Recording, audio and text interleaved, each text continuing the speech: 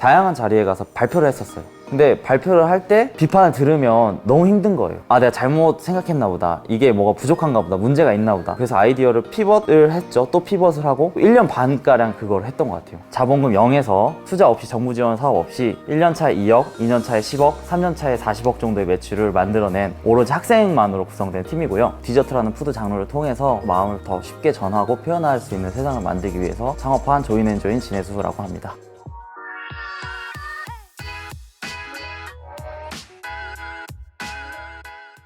재수를 해서 대학교에 입학을 했는데요.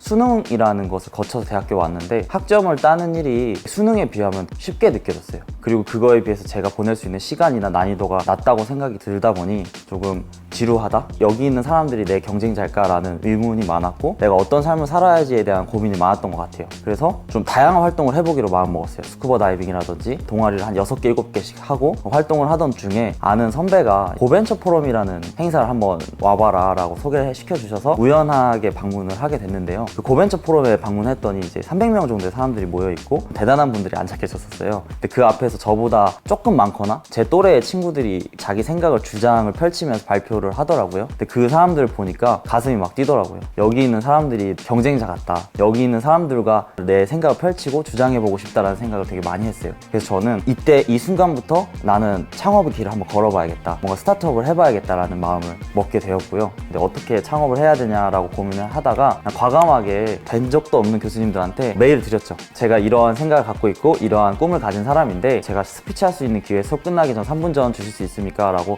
여쭤봤더니 신기하게 교수님들이 다 허락을 해주시더라고요. 마음을 표현하고 곁에 있는 사람들에게 소중함을 더 보여줄 수 있는 그런 서비스와 제품, 비전을 가진 회사를 만들고 싶다. 그래서 표현이라는 키워드가 나타났을 때 가장 먼저 생각나는 기업이 되고 싶다. 함께 할 수 있는 사람 있을까요? 라고서 제 핸드폰 번호를 적고 나왔던 것 같아요. 이런 사람이 흔치는 않았었나 봐요. 연락이 되게 많이 왔어요. 공통적으로는 가족을 정말 아끼고 곁에 있는 사람들에게 표현에 대한 고민을 하고 그리고 연인이 있다면 그 연인을 정말 끔찍히 아끼는 정말 사랑꾼들 그런 멤버들끼리 모였던 것 같아요.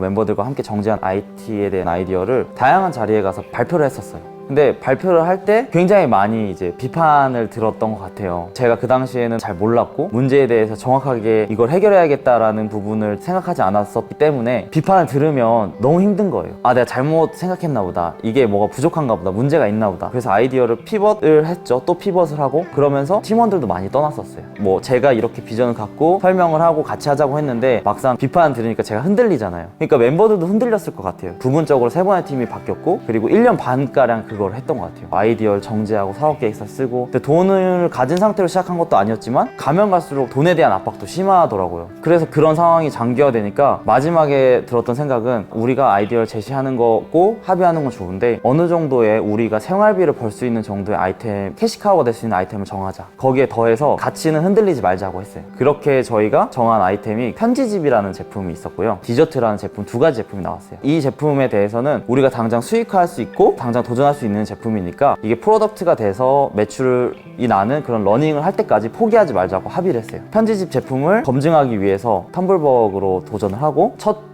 텀블벅이었는데 833% 정도 달성을 했고 디저트 제품은 학교 축제 때 시도를 했는데 이틀 정도 밤새서 다 같이 만들었었는데 30분 만에 완판이 됐었던 것 같아요. 그렇게 매출이 만들어지니까 연락이 좀 많이 오더라고요. 저희가 잘 팔 수 있는 채널인 온라인 채널의 판매를 시작하고 굉장히 반응이 빨랐어요. 매출이 정말 빠르게 성장하는 걸 느꼈어요. 그러면서 저희 멤버들끼리도 얘기를 했던 게 우리가 앞서서 했던 아이템들 중에 우리 스스로가 타겟이 아니었던 제품들이 정말 어려웠을 수밖에 없었겠다. 이 제품들이 지금 팔리는 구조를 보니 20대가 대부분이었고 저희 멤버들끼리도 정말 많이 좋아해서 많이 먹거든요. 작업을 하면서 그런 것들을 통해서 이 제품이 시장에 있을 거라는 확신을 할 수 있잖아요. 이런 순간들을 만나면서 우리가 정말 잘할 수 있는 제품이라는 확신이 들었던 것 같아요. IT를 시도를 했던 부분에 있어서는 사실은 저 스스로는 되게 아쉬운 것 같아요. 근데 제가 조금 그런 뚝심이 없었기 때문에 중간중간 실패했고 포기했던 것 같아서 그런 부분에 대한 아쉬움? 근데 그게 후회되지 않는 이유는 그 과정들을 통해서 사업 계획서를 정말 많이 썼었어요. 발표를 정말 많이 했고 고객 인터뷰, 설문조사를 정말 많이 했어요. 그리고 그 경험들을 바탕으로 제가 깨달은 거는 내가 정한, 우리 멤버들과 정한 이 문제를 해결해내겠다는 단단함이 엄청 중요하다라는 것을 또 깨달았고 지금의 저희가 나아갈 수 있는 원동력이 되는 것 같아요.